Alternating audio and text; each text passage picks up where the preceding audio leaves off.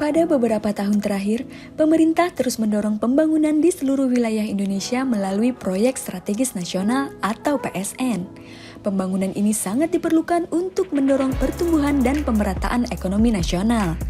Hingga akhir 2021, pemerintah sudah berhasil menyelesaikan pembangunan sekitar 150 PSN yang tersebar di berbagai wilayah Indonesia. Dengan masifnya pembangunan ini, maka visi Indonesia Maju 2045 sangat mungkin tercapai.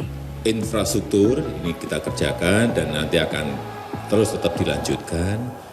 Kemudian kita akan masuk ke agenda besar yang kedua, ini yang lebih sulit menurut saya, pembangunan sumber daya manusia. Dua hal besar ini akan menjadi sebuah fondasi kokoh bagi kita untuk menuju ke Indonesia Emas 2045.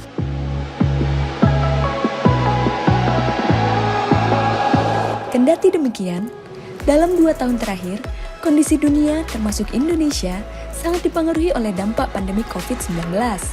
Virus ini tidak hanya menyebabkan kehancuran pada sektor kesehatan, namun juga mempengaruhi kondisi perekonomian nasional. Penerapan kebijakan pembatasan berskala besar menyebabkan banyak warga yang kehilangan pekerjaannya dan membuat kegiatan perekonomian pun menjadi lumpuh. Namun, pemerintah tetap pantang menyerah dalam mengatasi berbagai kendala tersebut.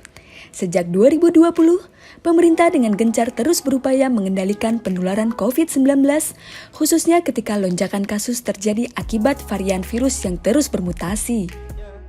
Hanya satu, kita bisa mengendalikan yang namanya pandemi COVID. Hanya itu. Sehingga kenapa saya kadang berbicara keras kepada gubernur, bupati, dan wali kota, karena memang kuncinya ada di situ.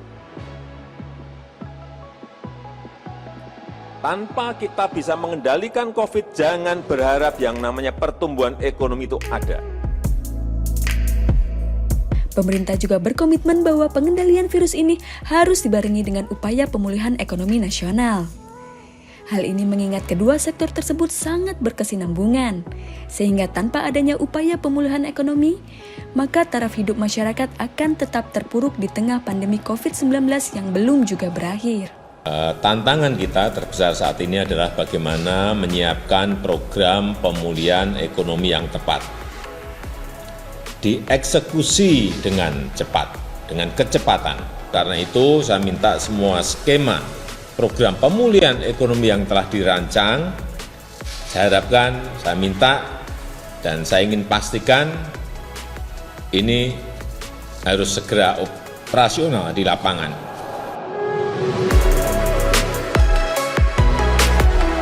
Berbagai upaya telah dilakukan untuk memulihkan perekonomian masyarakat, antara lain dengan memberikan sejumlah bantuan sosial, mendorong kegiatan industri, hingga terus melanjutkan proyek strategis nasional.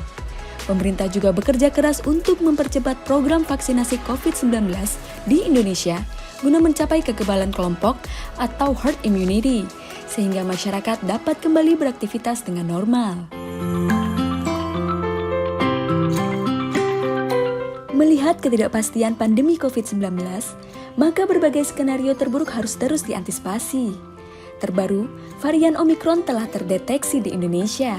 Varian ini diketahui memiliki potensi penyebaran yang cepat. Oleh karena itu, peran aktif masyarakat sangat diperlukan untuk mencegah penularan varian virus ini. Melalui penerapan protokol kesehatan secara disiplin, maka penularan virus ini dapat ditekan guna menghindari lonjakan kasus di Indonesia.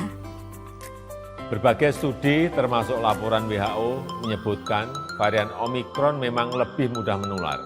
Kita harus waspada, jangan jemawa dan jangan gegabah.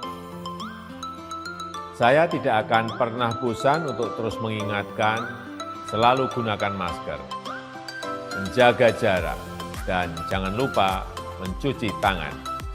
Kita semua perlu menyadari bahwa perang melawan COVID-19 merupakan perang yang harus dilalui bersama. Dengan kesadaran diri untuk terus menerapkan protokol 3M, maka kita tidak hanya membantu mengendalikan penyebaran COVID-19, namun juga mendukung upaya pemerintah dalam melanjutkan proyek strategis nasional dan memulihkan perekonomian secara merata.